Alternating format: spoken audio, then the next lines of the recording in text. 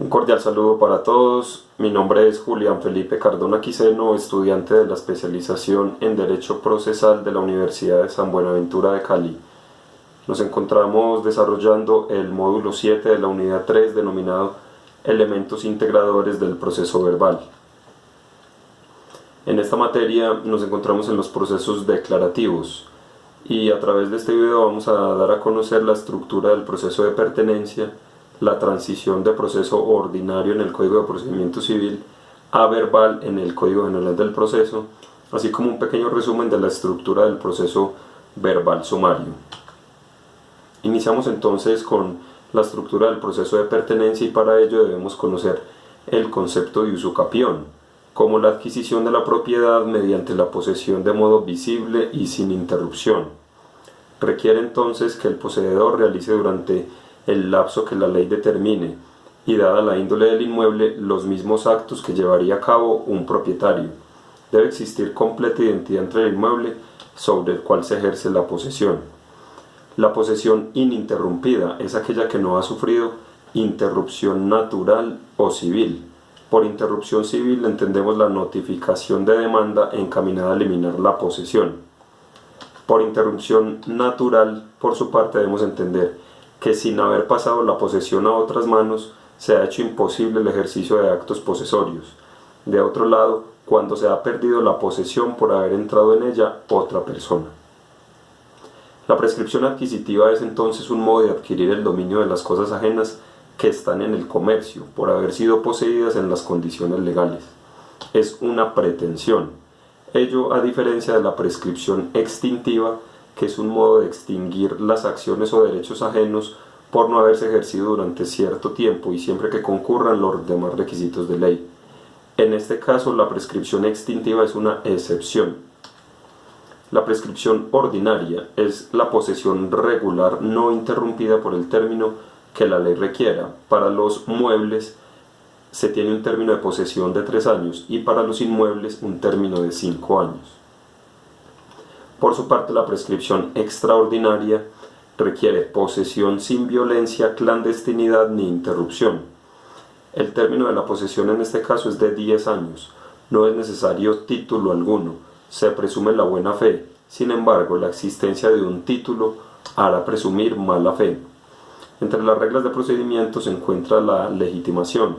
En el proceso de pertenencia están legitimados para actuar por activa el poseedor, los acreedores del poseedor y el comunero.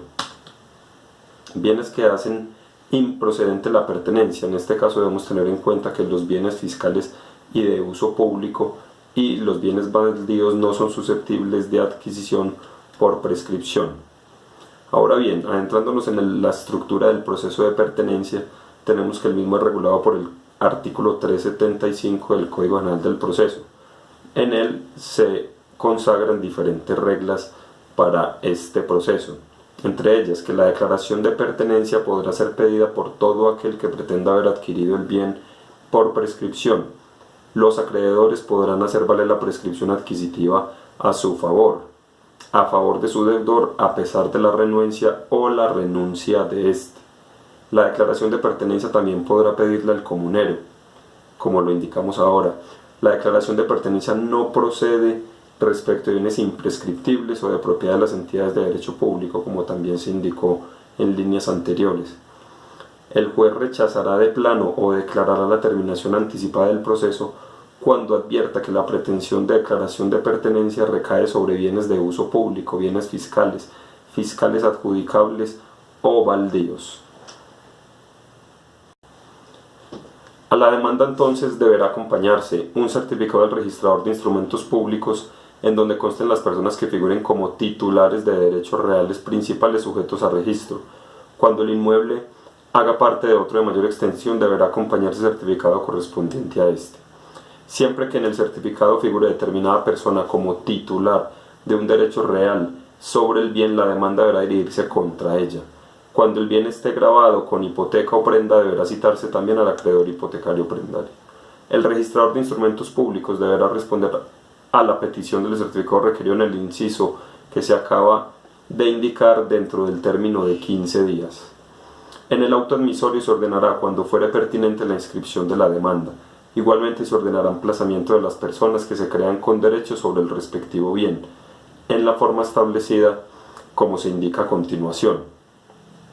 En el caso de inmuebles, en el auto admisorio se ordenará informar de la existencia del proceso a la Superintendencia de Notario y Registro, al INCODER, al IGAC, para que si lo consideran pertinente hagan las manifestaciones a que hubiere lugar en el ámbito de sus funciones. El demandante procederá al emplazamiento en los términos previstos en el Código Penal del Proceso y deberá instalar una valla de dimensión no inferior a metro cuadrado en lugar visible del predio del proceso. Esa valla debe contener diferentes datos: la denominación del juzgado que adelanta el proceso, el nombre del demandante, el nombre del demandado, radicación del proceso, entre otros. El juez designará curador ad litem que represente a los indeterminados y a los demandados ciertos cuya dirección se ignore. El juez deberá practicar personalmente inspección judicial sobre el inmueble para verificar los hechos relacionados en la demanda constitutivos de posesión alegada y la instalación adecuada de la valla o aviso.